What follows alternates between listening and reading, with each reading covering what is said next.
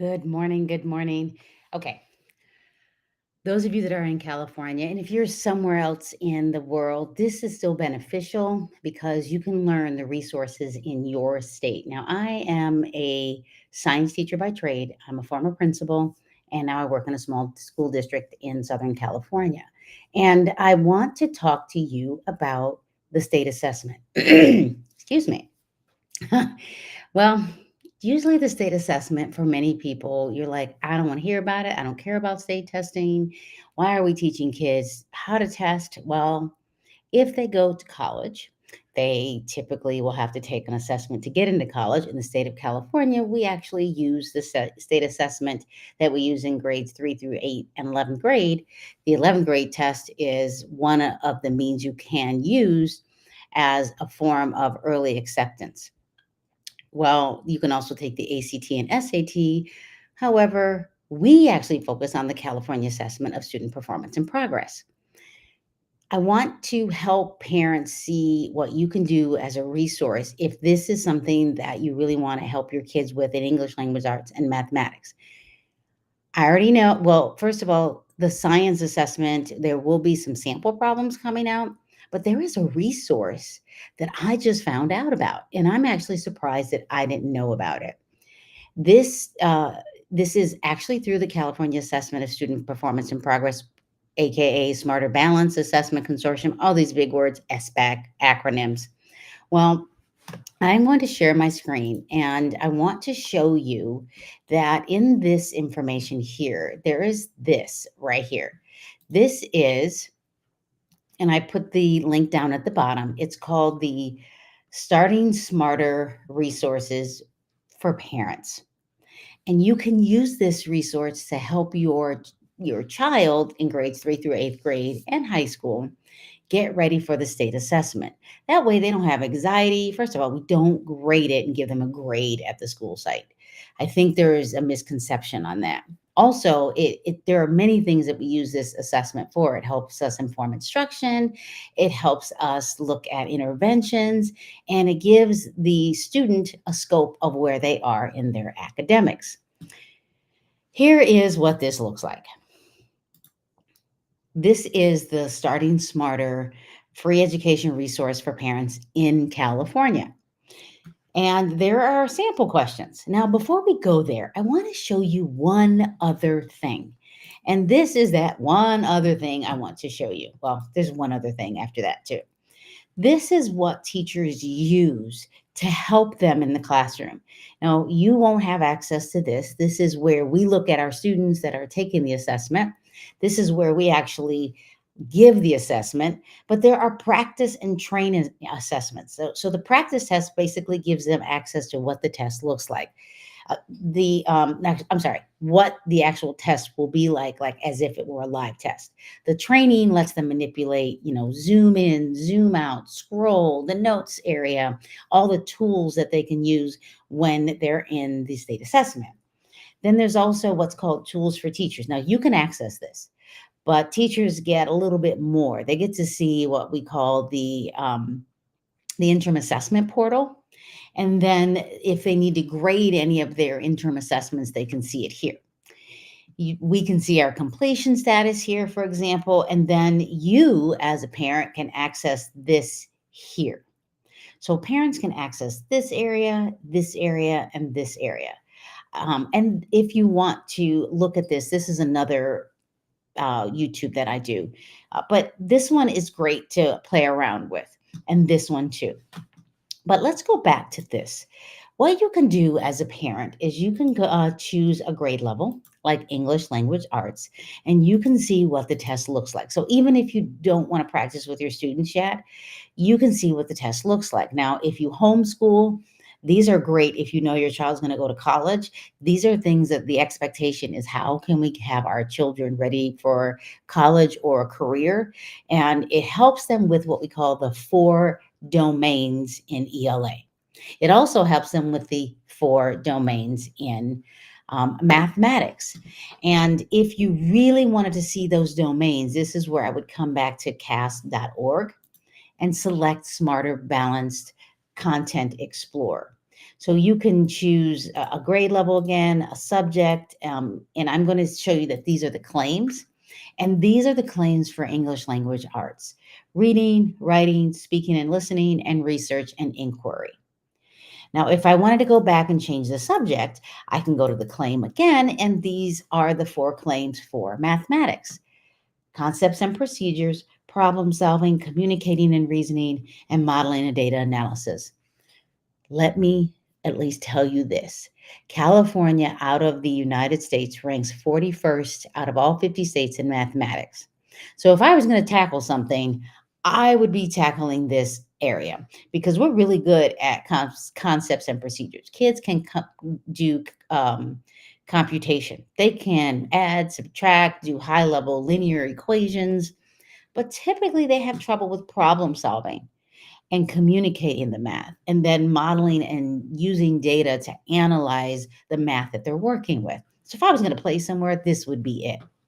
Now, if I go back to these free resources for parents, and yes, teachers can use this too, because I know where we are in math in California, I'm going to select math. I'm going to select a grade level. And then these, now I know I told you there were four claims. The state of California puts these two claims together: problem solving and modeling and data analysis. When we look at the state data, total another video if you want to see our results. So I'm going to select this one and I'm going to select submit. What I get are sample problems that students can work with or you can work with. But if you look at this, I want you to see that this is grade 3 for real. This, like, wow. This is grade 3, and I kind of want to just really let you see this. This is grade 3. Let's just expand it a little bit more. This one right here, number 2. You see that? This is what we're asking our students to do in mathematics. I mean, Caden has 7 bags of animal toys. Each bag has these animal toys in it: 1 whale toy, 5 dolphin toys, 2 turtle toys. How many animal toys does Caden have altogether? And here's what you need to see. Now, Caden probably could do the math. Caden most definitely could probably do this math. But here's the key. When we look at this, it's asking, select all of the equations that show how to find the total number of toys, T, of animal toys. How can you find the total number of toys? We have 1 whale toy, 5 dolphin toys, and 2 turtle toys. But it said something right here. Caden has 7 bags of toys, and in each one it has this. So how could we do this? Well, we know we have to add these together to get the total toys in each bag. And then we know we have 7 bags. So this is what's key in this one: problem solving and modeling. This isn't just one problem. This is 2 problems. And it's asking you to think about what this looks like as a student. So we know we have to add them up, and they have to know how to look at persevering through the problem and setting up the problem, meaning look at, are they attending to precision? And when we look at this, are they actually looking at this problem and being able to do it? So we know that this one probably would work. 1 plus 5 is plus 2. We know that this one says 1 plus 5 plus 2. These look the same, but what's different? So we know that 5, 6, 7, 8. So we know we have 8. So it's a multiplication problem. He already did this one. So would this work? Possibly. Would this work? Probably not, because again, it's a multiplication. So we can look at the answers here. So it shows you that this one is correct and this one is correct. What if you have so here we go. What if you have no idea what to do with this because you're a parent that's like, I can't do this. I don't know how to do the math. How do I help my child with this math? I'm going to show you how you would actually help your child with this math. Because again, this is third grade right here. Third grade mathematics. I told you there are 4 claims. The state of California lumps this one in together. 2 claims here. This is set again. I mean, my head hurts when I feel where parents are coming from and teachers are coming from. So if students have to do this, it's not only computational math, that it is also looking at what they need to do with the math. So I'm going to give you something that not a lot of teachers are doing yet, and I'm not saying students should. Well, I'm going to show you ChatGPT and what you could do with it. So, if I were a parent and I wanted to help my child, not necessarily do this for them, but help my child and figure out what this means, I am going to grab these and I'm going to hit Control C, Command C, and I'm going to throw it into ChatGPT. And I'm going to first say, help me help my child with this math equation. I don't know how to do the math. And I'm just going to paste it and hit enter. This is what it does. Now it's thinking, I already know it. I can select it down. It's revisiting the math. It's revisiting the math. It's showing you this in an equation, which, oh my, I like this. It's showing you that there are 7 bags. The total number of toys is T. We're doing algebra in grade 3. 7 bags times 8 times or group 7 bags or groups of 7 bags times 8 toys, um, or 7 bags group of 8 toys per bag equals T. Like they're telling you this is what T is equal to. So we know that all of that together is equal to T. So the correct equations that represent this situation, here it is. And now I could say, okay, that's great, but give me tools or strategies to guide my child or student. So if you're a teacher and you're like, this is still very high level. And because again, kids can multiply, but can they do this? So concrete objectives, it gives you that. It's showing you use physical objects to represent this. Oh, that's a great strategy. Draw visual representations. If I was doing this, I'd probably get um, 7 Ziploc bags so they could see everything in it. And you may not have the actual toys, but you can come up with 3 different types of objects and put the right number of objects in the bag. And then you can use a story, turn the math problem into a story, break it down and decompose. And now I would actually say, but what's the language of the discipline?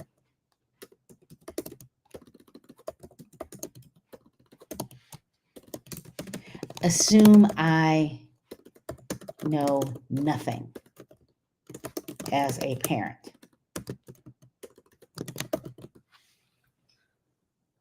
Assume I know nothing. Okay. Now, addition, combining 2 or more numbers to find the sum, multiplication. I'm hoping it'll use the word product. I'm looking for it.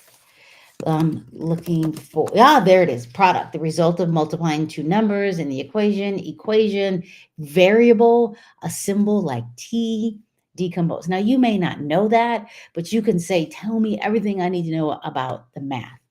And these are things that you can do as a parent. You can do it as also as a teacher as well. Now, this is what I recommend for parents. This is what I would recommend for maybe even some fun homework assignments, because it's available, it's open. Now, I don't recommend that parents teach. You shouldn't be having to teach your kids, but you can supplement. But if you're a homeschool parent, this is a great way to start. These are great mathematics problems.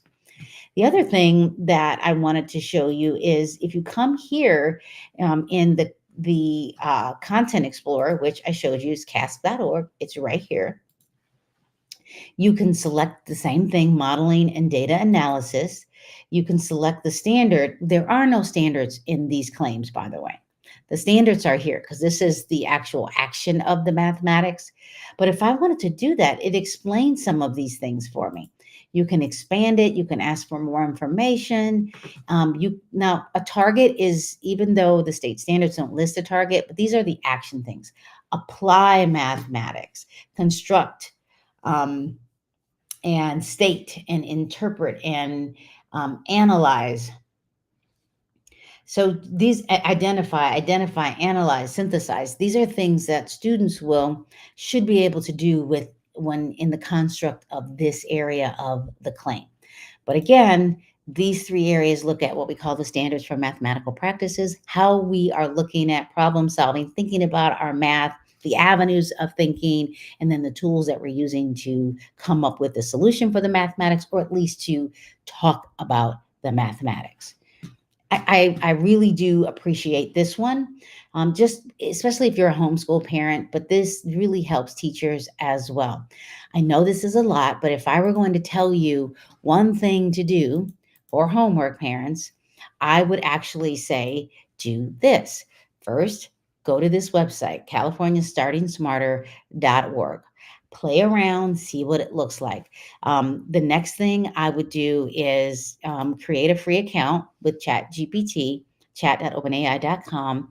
Throw these in and it'll help guide you at home and how your child can access this math. In the state of California, we look at students in their student groups, demographics, students with disabilities, are economically disadvantaged, our foster youth, our English learners. We look at students by race as well. And what we have found is our students who are socioeconomically disadvantaged typically come in at a different level compared to their economically advantaged peers. So this should help parents get closer and kind of close that gap. It should help teachers as well when they're using these tools to help their children at home. Now, I'm not expecting you to use this as a way of I'm going to add more to your child, but what it can do, and me and my coffee, what it can do is really help you. So if you're an educator watching this, I'm going to show you this one more time. Go to the California Starting Smarter, ca.startingsmarter.org. This tool is fantastic. But if you're a teacher, here's something I want you to know, and I'm not going to open it up, but I'm going to tell you where it is. If you teach third through eighth grade or high school, you should have access to this area. When you click on it, you have a resource. And in that resource, you can look at the interim assessment portal and you can show those interim assessments to students in the classroom, even if they don't take the actual assessment. The other thing that teachers have access and parents is what's called the SBAC sample items. These sample items, I would die on the hill with these. These are fantastic. Let me just get to them because it doesn't want me to go to them. So, okay, SBAC sample items. If I can just hit enter, sample items. There. This one right here. It's bigger than life, so I'm going to copy it so you can see it, and you can see it when if you are watching this video later. I'm going to add it to the bottom here where you see Starting Smarter. I'm going to call it Parent and Teacher Resource. And this is the SBAC sample items, or sample, yes, we'll just call them sample items. And so I'm going to add this so you can actually see it. And you can grab it. I highly recommend it. Screenshot it, save it for later. But this one, when you're using this one, you can go by grade. I really like this one. Again, mathematics, California, 41st and out of all 50 states. So this is one that I would really recommend that you get in front of. And if you look at this, you go to modeling and data analysis. And the one that I like to look at the most is looking at this one. I like this one a lot because this one makes students really think. This is the number, by the way. But if you were to go to these sample problems and see this, this is very similar to the one that I showed you here.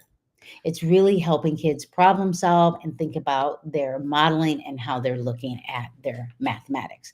So if you are in the state of California or anywhere in the United States, tell me what state you're in and I can help you find your resources. Comment and tell me if you, as a parent, this was useful to you.